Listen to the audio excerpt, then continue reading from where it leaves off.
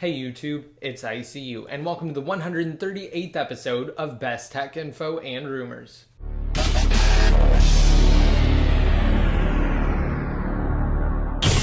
Alright, and starting off, let's talk about iOS 6.1.4. So on Thursday, in a strange release, Apple issued iOS 6.1.4 to the public, which is exclusive to the iPhone 5. Now the new release follows Apple's previous iOS 6.1.3 update that was released on March 19th to address a number of bugs, including the vulnerabilities that were previously exploited by the Evasion jailbreak utility to achieve an untethered jailbreak on iOS 6. Now the new 6.1.4 firmware is said to simply update the audio profile for the speakerphone dring calls on the iPhone 5. Now because 6.1.4 is exclusive to the iPhone 5, unfortunately it cannot be jailbroken.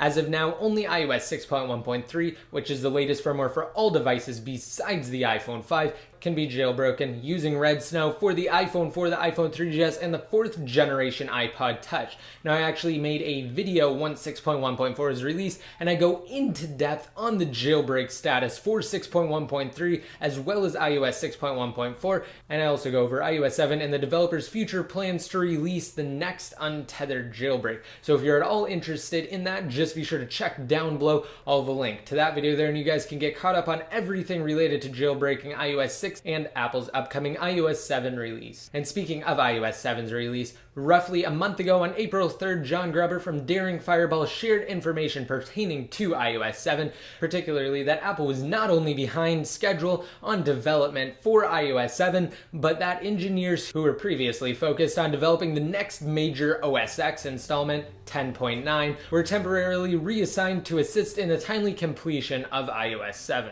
And just the other day, additional confirmation was given that such a reassignment may have taken place. In typical fashion, an Apple-oriented journalist who's widely known for his one-word confirmation on rumors from The Loop said the following about iOS 7 being given priority over OS 10.9, quote, "Yep." Now, although unfortunate, a similar situation occurred in years past when Apple realized they were falling behind. Engineers who were in charge of developing and perfecting OS X Leopard were pulled off the job to focus all of their efforts on the original iPhone, which of course went on to be a huge success in 2007. Furthermore, earlier, All Things D went on to say that Apple is, quote, borrowing engineers from the OS X team, effectively ensuring that iOS 7 will, quote, ship on time. Now, because a product, in this case a software release that hasn't been announced yet, can't really ship on time, it's likely that the report was referring to the fall release timeframe that Apple established upon issuing iOS 5 to the public in October of 2011. Also, earlier this week, in an exclusive 9 to 5 Mac published alleged details on Apple's forthcoming OS X update,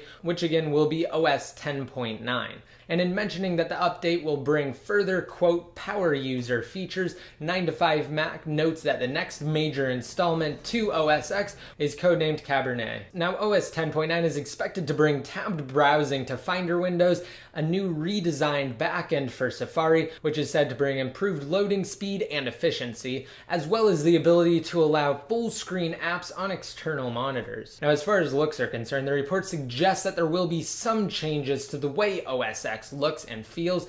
However, they, quote, will not be drastic ones. With Jonathan Ive, Apple's Senior Vice President of Industrial Design, now leading the software interface group as a result of corporate restructuring that took place last year, OS 10.9 should hopefully bring welcomed improvements to OS X. Ive is renowned for his incredible product design work, but we have yet to see if his talents will carry over to software and the management of the software development team. And the report also goes on to suggest that OS X may adopt an iOS-esque multitasking system. So if you want more details on the latest rumors surrounding OS 10.9, just be sure to check down below. Next up, I'm not really going to go too into depth on this at all, so if you want more information, just be sure to check out the article. But recently, Jay Freeman, better known online as Sarek, the genius hacker behind Cydia on jailbroken devices, recently received his Explorer edition of Google Glass. And of course, what else would he decide to do with his Google Glass unit, then try to jailbreak it, which he actually accomplished.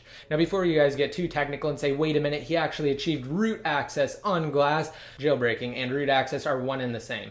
Essentially, jailbreaking is the process of achieving root access. However, when you jailbreak an iOS device, you get something called Cydia, which allows you to install third-party packages and operating system modifications. Whereas if you were to jailbreak or root something like an Android device, you would not get a third-party manager for those tweaks and applications because Google actually allows the majority of them on their Google Play Store. You just have to have root access to be able to install them and use them. So again, if you want more details on Sark's latest achievement, just be sure to check out the article. Alright, and finally, since the last episode of Best Tech and Phone Rumors, I've released 3 videos, one of which again was my video on iOS 6.1.3 and 6.1.4 where I go over the jailbreak status, and I highly recommend watching that if you haven't already seen it. The other 2 videos are actually on the Samsung Galaxy S4. Now, for those of you who don't know, Samsung recently released their new flagship Galaxy S4 smartphone, and in one of the videos I did an in-depth unboxing, and in the next video I did an in-depth comparison between Apple's iPhone 5 and the Samsung Galaxy S4. So just be sure to watch those videos if you're at all interested in one of the top performing Android devices currently available. Alright, and before I conclude this episode, I wanted to say that I did randomly select a winner for my previous $100 Amazon gift card giveaway, and now I'm holding a new one. If you want to enter to win another $100 Amazon gift card,